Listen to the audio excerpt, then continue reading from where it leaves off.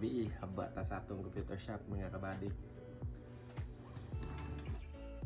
Kunting kwento mga kabady. Nagsimula lang po ako sa 2 unit.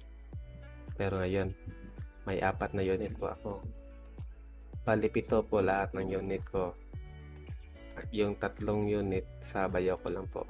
Nervous ko lang siya ngayon para may pambayad sa inupahan namin. Nag-iisang taon na nga pala na wala akong trabaho. Ito lang kasi yung panghanap buhay namin. Nais ko nga palang magpasalamat sa bayaw ko na nagtitiwala sa akin sa pag-handle ng 3 unit niya. Shout out Aljan Villanel. Kunting tips mga buddy. Kung gusto nyo magsimula ng ganitong business, pwedeng 2 unit lang muna. Tapos kung maganda yung kita, doon mo dagdagan.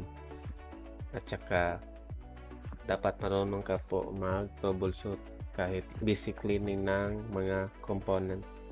Kahit ako mga kabady, di po ako graduate ng isang computer technician or IT. Based off my experience lang po.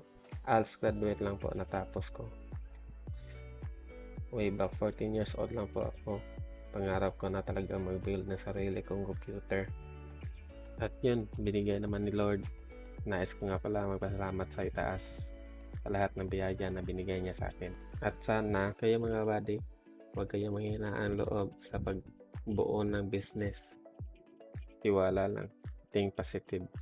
Ito yung computer shop ko. Nasa inupahan lang namin na bahay para tipid. Sana makapagbuo pa ako ng ibang business katulad ng motor parts kasi marunong pa ako mag motorcycle wiring. At sana matupad yung mga pangarap ko kahit makabuo ng sarili kong bahay. Kasi since work palagi lang kami nagre-rent ng bahay, kaya nangarap ko talaga magkaroon ng sarili kong bahay para sa aking pamilya. Gumawa pala ako ng coin sorter para po hindi na kami mano-mano mag-segregate ng coins. Masakit kasi sa kamay. Abangan nyo bukas mga buddy. Ang susunod na video natin, yon ang pagpalit ng mga coins sa isang fast food na may free meal. Mga buddy, hanggang dito na lang yung video.